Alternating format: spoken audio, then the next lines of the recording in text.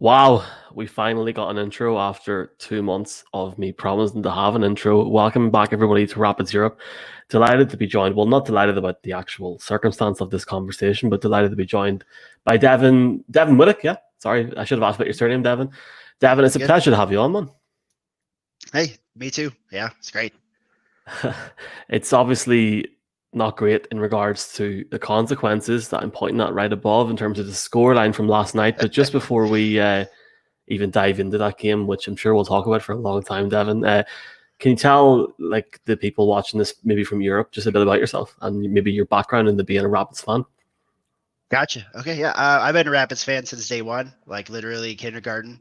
There at game one at Old Mile High Stadium. I'm part of C38, Centennial 38 is the long form of that. That's a supporters group that we've got there. I think you talked to Boraz last time. He's part of that as well. I'm the one who runs the grill. I'm in the front row, the supporter section every game. Yeah, I'm a diehard Rapids fan from the start. Yes, we had Boraz on, Devon, and Boraz actually said word for word at 3 o'clock last night, my time, I'm not coming on the show this week because I think he's quite upset. And to be honest, I can see why, and I can see by your tweets last night, Devon. I was actually going to screenshot some of them and put them on the screen, but I'm not going to do that. Obviously, as you can see, lads, above us, the scoreline from last night, Kansas City wins 3-2. But like Devon, there's obviously one thing looking at a scoreline, but not actually hearing the full story of the game. For a neutral.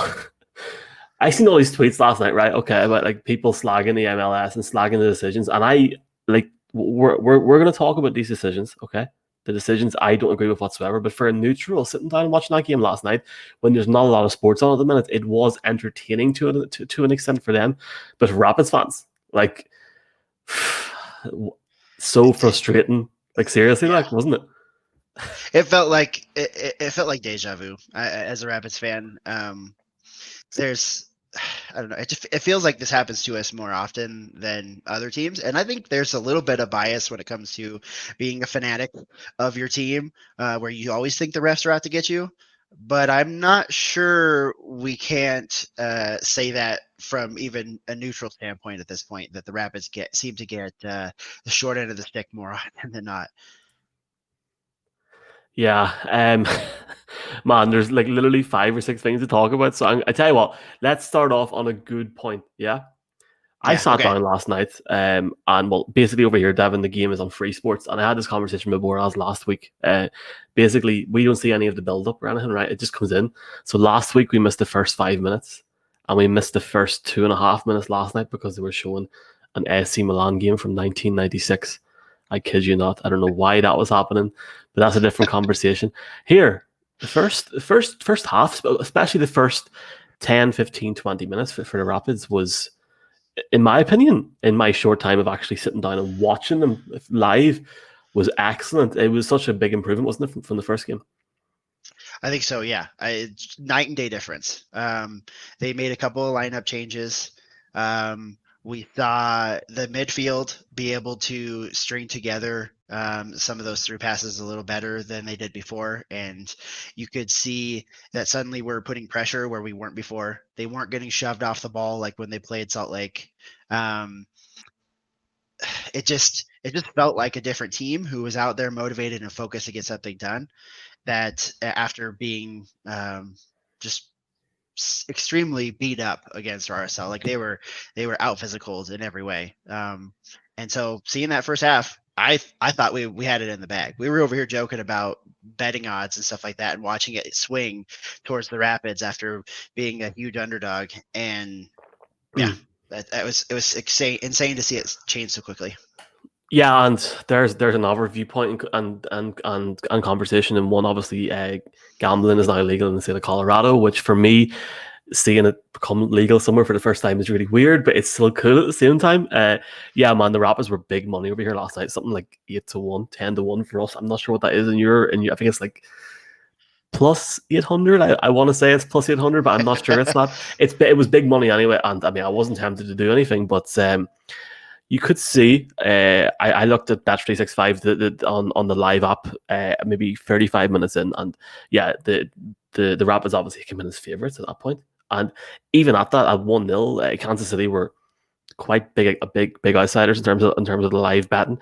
But in terms of that first element of the first half, Devon, that goal from Acosta after 6 minutes was just. I'm gonna say it was class, wasn't it?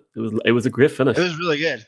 Yeah, that was something I haven't seen a lot of from him, to be honest. And the biggest bright spot of this tournament so far has been his play, to me.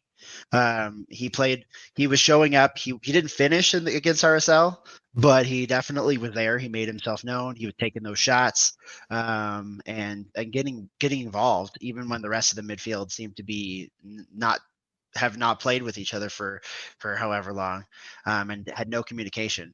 He was still doing well. That shot was great. A great shot and a great finish to go 1-up after 6 minutes. And we're sitting here, well, I'm sitting at 6 a.m. or whatever time it was, laughing. Here we're going, here we go. I had a shot of whiskey to celebrate, as I tried to do. Man, it was a great finish. But even before that, there's elements sometimes where if a team starts a game on the right foot, maybe they don't score for a prolonged period of time. 6 minutes in, perfect time to get the goal. But Devon, they could have had 2 or 3 before the 6 minutes even kicked off, wasn't it? The play was really Yeah. good. Now, I thought I was sitting thinking at halftime that basically 1-0 is not enough, and I was starting to get worried. I think if a couple of those chances had have actually been in before halftime, Devon, a completely different outcome last night.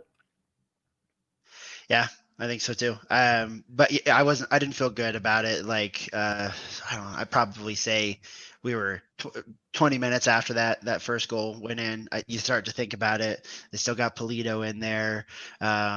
We haven't shown that we can string together a good play for more than a few minutes at a time. I definitely got concerned. And there were so many opportunities right out of the gate there. They seem to they seem to be clearly and obviously the better team. And then I don't really know what triggered the change here. I guess just adjustments from Kansas City.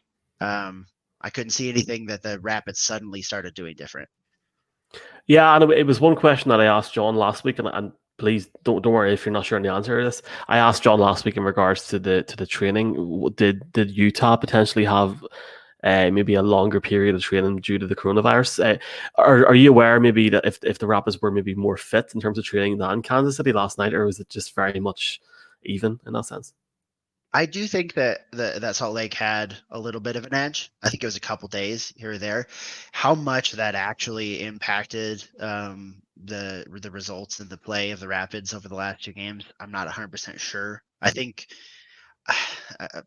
I don't have a huge sports background to playing it myself. I did play a little bit of American football and everything, but I would say that missing 3 or 4 days of practice does make a big difference in a coordination standpoint. But I would expect professional athletes to be Yeah. conditioned to be able to handle that.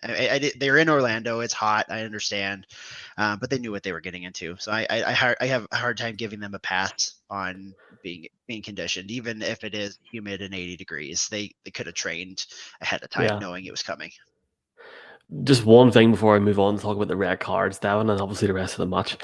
We obviously have a little bit of a different broadcast to what you have on ESPN or Fox. I think we had like the international one. Am I right in thinking it was the actual national broadcast of this last night? Because obviously the 2 games were being played side by side. I kept hearing whistles from the New England game, and I was getting really confused. Yes. Absolutely. There was definitely some bleed over from the other stadium. Yeah. I would see the ball go. You hear a whistle that was really loud and really clear over the broadcast, and everybody just keeps going. And that was very strange.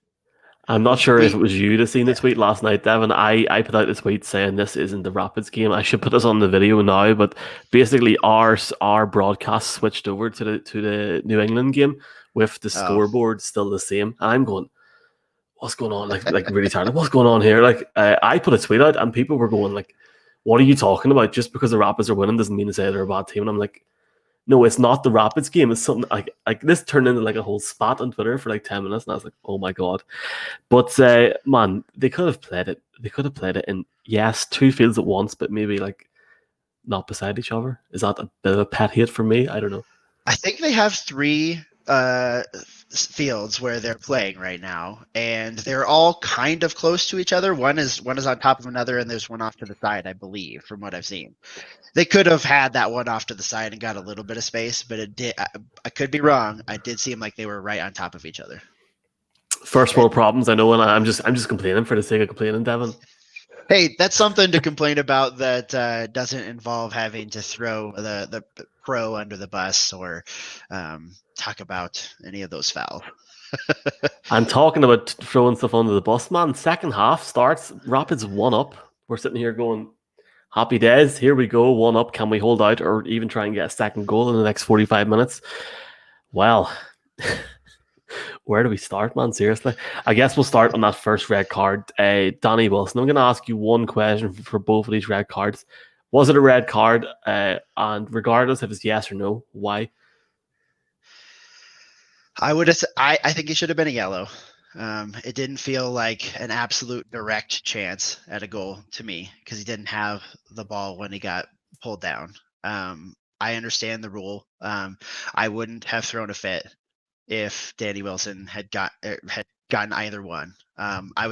We were all worried about Danny Wilson before the game even started. I'd say that was the most popular tweet that I saw. And the conversation at the Celtic where we were having the C38 watch party was all about, oh my gosh, Danny Wilson, why are we starting him at center back when we have other options? Yeah, I would call it a yellow, but I'm not surprised that they called it a red. This seems to be the thing at the minute, and it's not just with the MLS. Like, there's decisions that go one way and there's decisions that go the other way. At the minute, there's a lot of stick in the Premier League. Certain teams and certain players are getting sent off or maybe booked when they should not be getting either, and it's just a weird situation. Obviously, though, at that point, that just turns the game, and you can see KC just start to turn in that sense. Just before we talk about the goal, though, you're talking about the Celtic and Tavern. I have to get to that bar at some point, man. I've been to the British Bulldog? British like to Bulldog, say? Yeah. Yeah, it's Yeah, nice. British Bulldog is Decent a Guinness on top. smaller spot, yeah. Yeah. Yeah. Yeah, Celtic is that's owned by a fellow Irishman, Noel over there. So you'd Okay. probably fit in pretty well. He'd be more than happy to see you. Yeah, look, if anybody wants to get Noel to give me a job next summer, provided this whole thing does get a bit better, I'm up for that. Go to a few Rapids games. Yeah, I'm going to try and get over the game next season during the summer, maybe during training camp for the Broncos. We'll see what happens. Watch this space. Rapids down to 10 men, and then boom, Shelton scores. Now, look, obviously the defense was a bit stretched for that goal, but the finish was still, I don't want to say impressive because obviously somebody scored. It was an interesting finish to an extent, but once that went in, man, the game just turned. Yeah, it was a tailspin that they couldn't get out of. Yes, and unfortunately, the penalty, man. Really, like, seriously? Here we go again. It's again. There's a guy that's in C38 that I have this argument with, seemingly once a month, where he's all about the handball being called no matter what happens with your hand. If whether it's intentional or not, if it touches the hand, you should call it because it's going to be too nebulous if you try to have any nuance to it. I disagree completely. There's no way he was putting that hand out there to actually stop the ball in an unnatural position. He had turned himself away. He had it tucked away back to his body, just like this, and it hit it. I don't get it. I don't get it. But this is the problem, and you're completely right. You've got the situation where it's handball or it's ball to hand. I'd be very much in your argument there, where if it's ball to hand, it's not a penalty. Like, And if you can't turn that around, again, okay, maybe I'm going on the VAR for the Premier League situation here, but a VAR can't turn back a decision unless it's a clear and obvious decision. In this point here, for me, it was way more ball to hand. I don't think it was intentional, which for me would state don't give a penalty. You don't give a penalty, sure, yeah, it's 10 men. You're sitting with 1-1, with 20 minutes to go. And there's at least a chance there for a break. But obviously, yeah, Polito scores 72 minutes. And then, man, just when you think it gets bad, just when you thought it got bad, wow. I mean, like, the Jack Price sending off in 74 minutes. What was did you like get your pint of, I'm presuming you were drinking Brack, yeah? Did you just take your Brack and just throw it at the bar, or what happened?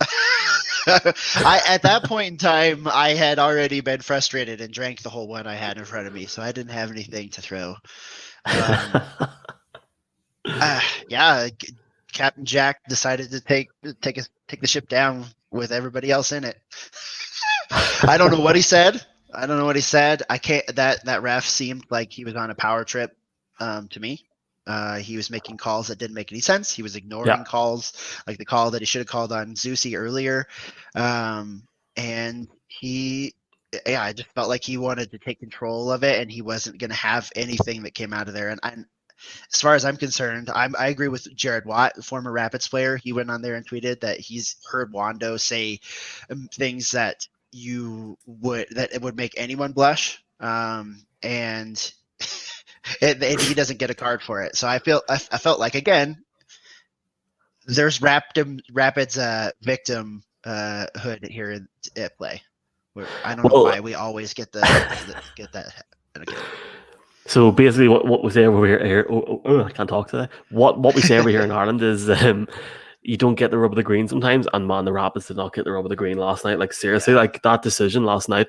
There's been a few players on Instagram put up today. I've seen Nicholas put up on his story about the referee, the man of the match or something. I have those on here, yeah. Like, seriously, like I need to look into the history of Jack Price when he was in England just to see if any of that did happen. But I can tell you now, if you went up to a referee in England and said something to him maybe untoward, you might get a bit of a bollocking verbally, but you're not going to get sent off. However, see, if I was a referee, right? If anybody as much as swore at me, I'd be like, right, tell you what, get off right now. That referee last night, though, was definitely biased. I'm sorry, I have to say it. There's a bias going on there last night. I don't know what was going on, but the decisions just didn't make sense. Like, and we're sitting like 2-1 down at 15 minutes to go, down to 9 men. It's like a FIFA game at this point. Yeah, I don't know. Again, just felt like a power trip at this point. I'm the ref. I'm here to take control of this. You said a couple things I don't like. You've undermined my authority. I'm going to take it out on you, whether or not this game is close or not. I don't care whether or not this is a competition. He made it about him, and unfortunately, that seems to happen in American sports a little bit more than I see when I watch international sports. And then on a smaller scale, MLS is really bad at it. And then again, Rapid's gonna Rapid. Well, hopefully it'll not happen in the final game, and we'll talk about that in 1 second. Yeah, man, 9 men, and boom, Jonathan Lewis somehow picks this up. Man, great move. And I loved the finish, because obviously he's running in from the side into the box, thinking pass the ball, and he hits it, and I'm thinking he's gonna miss, and then boom, nice finish, man. Seriously. Yeah, the angle was really impressive. How he managed to pull that goalie over and put it right behind him. He's developing a reputation of being that closer. I would say you throw him in at the end, and he pulls miracles out of nowhere. Even when it didn't end up ultimately counting towards anything for us this time. But it makes me feel really good about the future of having Jonathan Lewis as that guy that you can toss in there, and even when it seems like there's no hope.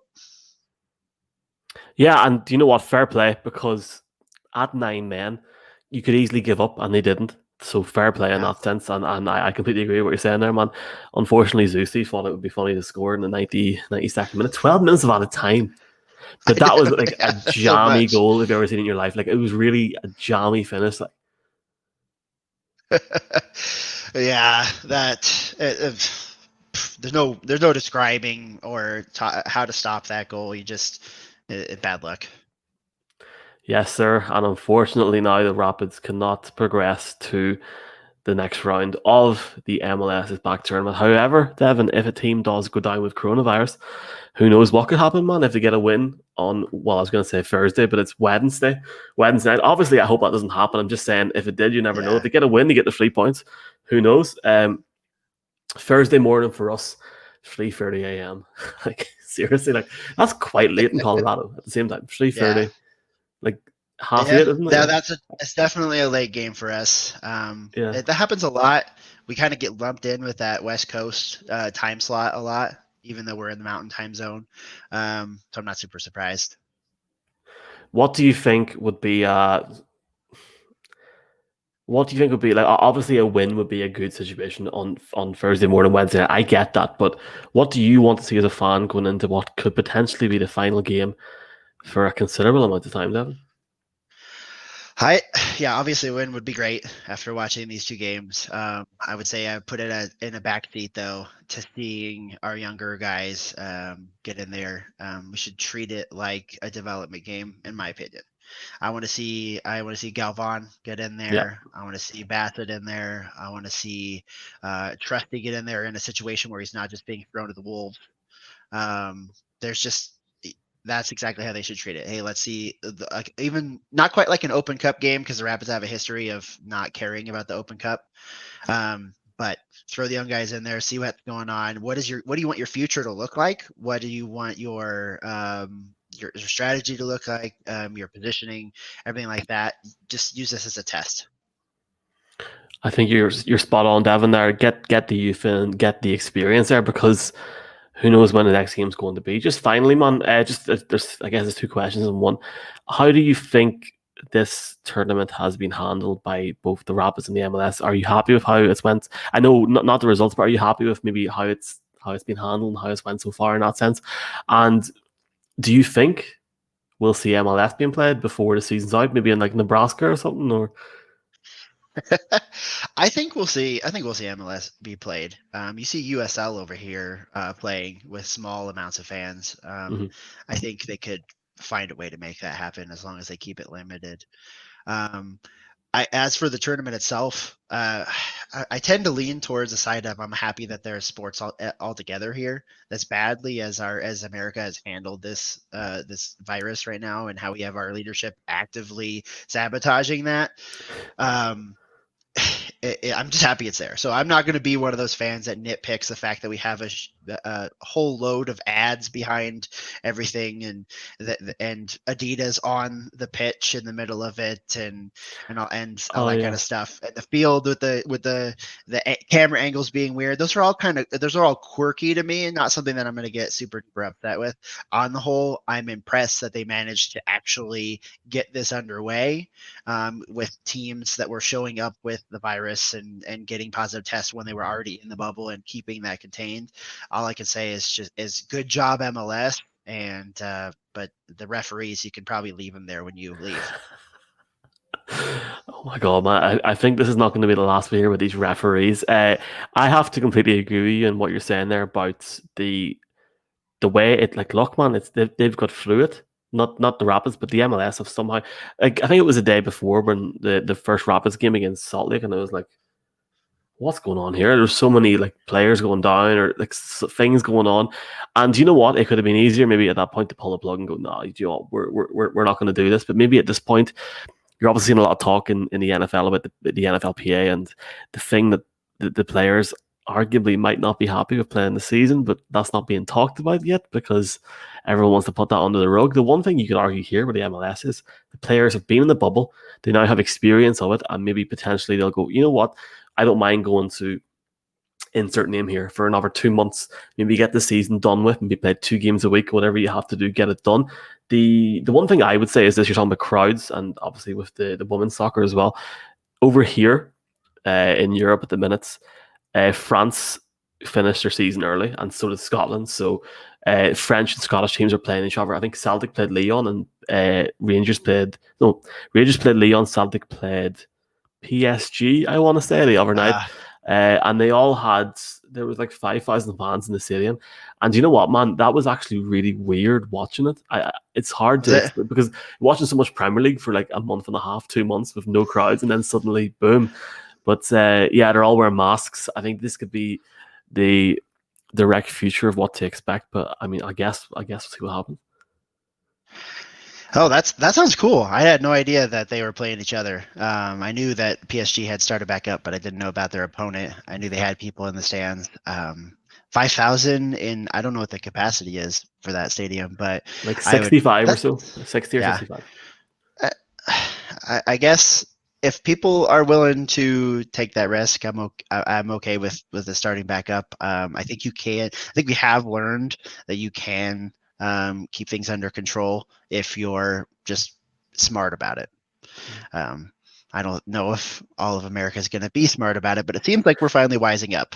So I'm for continuing to try to keep sports involved in everything because I do think it's a necessity, just for mental health and sanity standpoint. Putting everybody inside their home and telling them not to come out um, isn't a long term solution. It's not. You're completely right. I mean, just finally, like I'm a teacher and I'm gonna have to go back to work eventually. I can't sit at this computer all day and like write something on a whiteboard. I don't know. Look, Devon. Obviously, the next game for the Rapids is on Thursday night. Well, Thursday. Oh my God, Thursday morning and Wednesday night over in the States against Minnesota. The game is at 3:30 a.m. on Free Sports. That's Sky Channel 422. It's also on Freeview, so technically there's 50 odd million households in the UK and Ireland that don't really have an excuse about this in the next few days. So I don't know, get up early, get a coffee and watch it. Do you know what, Devin? I'm going to say it now. I'm going to watch it live. Do I it. can already feel myself crying for getting up that early, but I'm going to watch it live.